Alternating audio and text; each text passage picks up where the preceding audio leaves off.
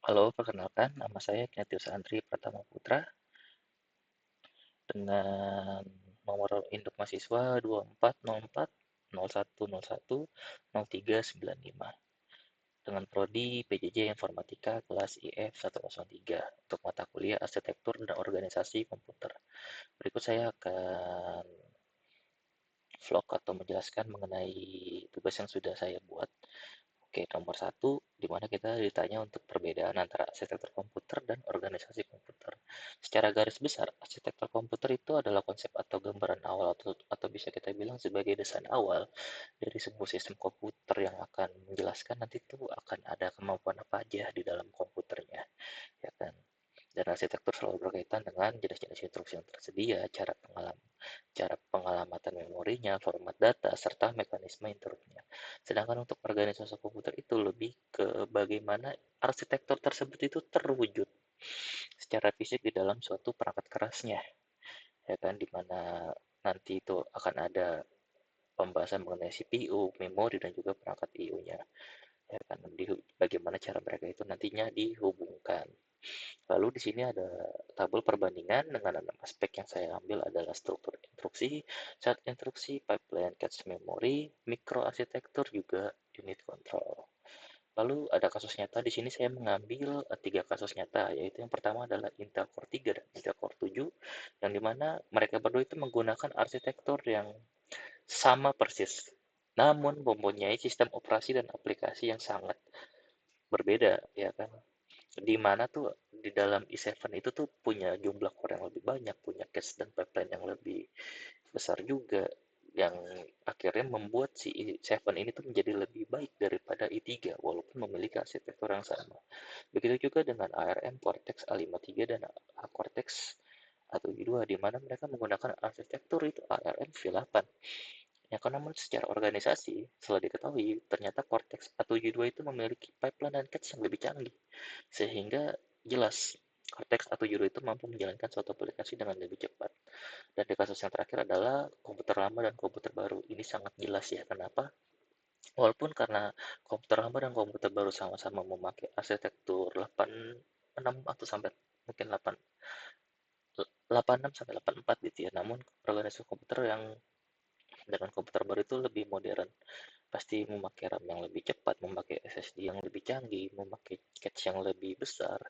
Hasilnya program yang sama yang biasa kita lakukan untuk komputer lama akan jauh berbeda rasanya ketika kita menggunakan komputer baru. Dan salah satu dia adalah analisis pengaruh perbedaan keduanya terhadap performa dan compatibilities. Nah, menurut saya arsitektur itu tuh menentukan compatibility suatu software, karena selama arsitekturnya sama, maka program yang lama atau program yang dulu bisa kita lakukan di arsitektur yang lama bisa dilakukan lagi di arsitektur yang baru jika kita memiliki arsitektur yang sama, jelas ya. Sedangkan organisasi itu akan menentukan suatu kinerja sistem atau bisa kita bilang performance-nya, seperti cache-nya, pipeline-nya, atau bus-nya.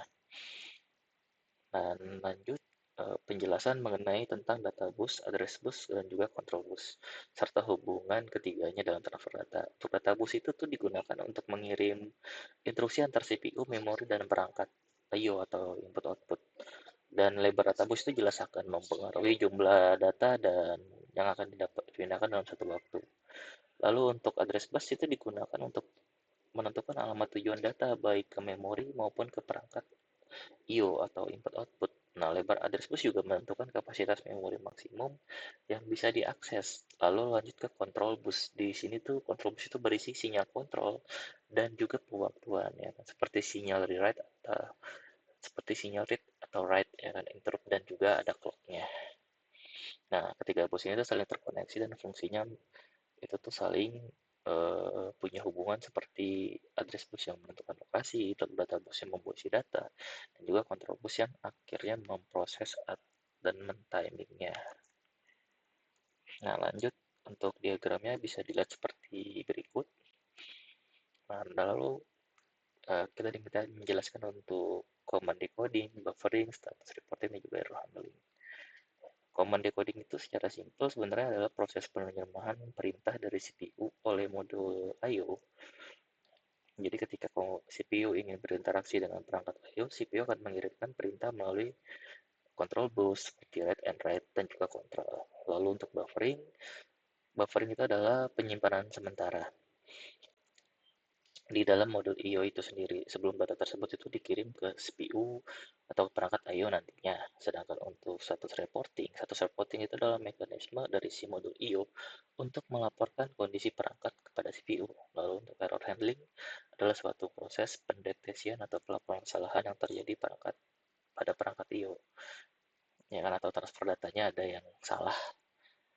Nah, berikut adalah contoh perangkat I/O atau input output. Ada keyboard, ada mouse, printer juga bisa dikatakan I/O, hard disk jelas, dan juga flash disk. Lalu apa sih dampak desain bus pada multiprogramming?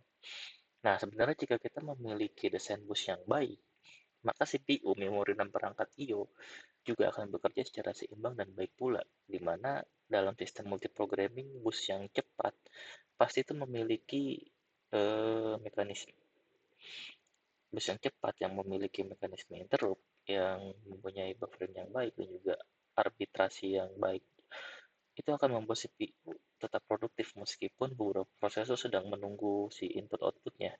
Ya kan, ini berarti kualitas dari desain bus itu sangat menentukan seberapa efektif sistem multiprogramming itu dapat berjalan. Lalu berikut adalah diagram hierarki memori. Di paling atas itu ada CPU, di bawahnya ada cache memory, lalu ada main memory, secondary memory, dan terakhir adalah VRAM atau virtual memory.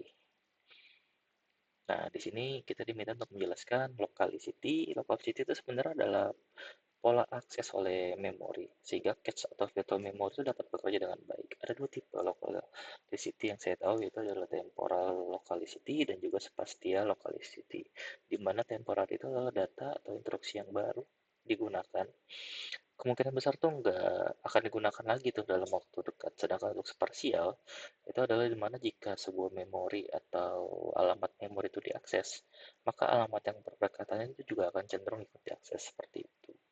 Sedangkan untuk soal nomor 3C, di mana kita diminta menjelaskan pegging, TLB, dan juga page table. Pegging itu adalah teknik manajemen memori pada virtual memory yang dimana memori itu dibagi menjadi bagian kecil lagi yang bernama itu page. Nah, lanjut untuk TLB. TLB itu adalah cache khusus yang digunakan untuk menyimpan sebagian isi page table. Fungsinya itu untuk mempercepat pencarian alamat fisik serta mengurangi waktu akses ke table di RAM. Lalu untuk page table itu adalah table yang menyimpan hubungan antara alamat virtual dan juga alamat fisik. Suatu informasi apakah page-nya ada di RAM atau di disk, dan page table digunakan oleh sistem operasi untuk pemetaan, mengelola pemetaan memori juga. Nah, berikut adalah langkah di mana bisa mengalami page fault. Page fault itu terjadi ketika CPU meminta data yang nggak ada di dalam RAM. Nah, urutannya sebagai berikut. CPU mengakses alamat virtual, page table dicek, apakah ada, ternyata tidak ditemukan, maka akan terjadi page fault. Ya kan, sistem operasi menghentikan sementara prosesnya, lalu patch mengambil dari disk lagi dan patch dimut ke RAM, patch table diperbarui, baru proses bisa dilanjutkan kembali. Nah, contoh nyatanya itu sebenarnya saat kita sering kita lakukan, misalnya kayak kita sering untuk mengakses beberapa tab sekaligus dengan aplikasi yang sangat banyak sekaligus. Nah, itu pasti akan terjadi tuh di mana ada beberapa aplikasi yang mungkin kita jarang gunakan saat itu. Nah, dia akan dipindahkan ke disk atau ke virtual memory, dan ketika kita buka kembali, kadang aplikasinya itu tuh akan jadi lebih lemot karena si sistem itu tuh perlu membuat ulang data dari disk tersebut. Ya kan? Nah, makanya akan terasa jauh lebih lambat daripada sebelumnya. Lalu untuk yang terakhir, jelaskan nampaknya pada E IAT ya, IAT.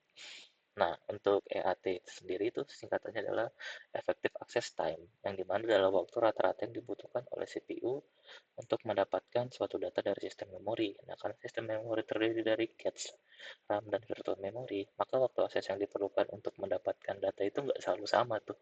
Pasti akan berbeda, karena Ya, itu sendiri itu dipengaruhi oleh seberapa sering datanya tidak ditemukan di memori cepat atau seberapa sering terjadi patch fault.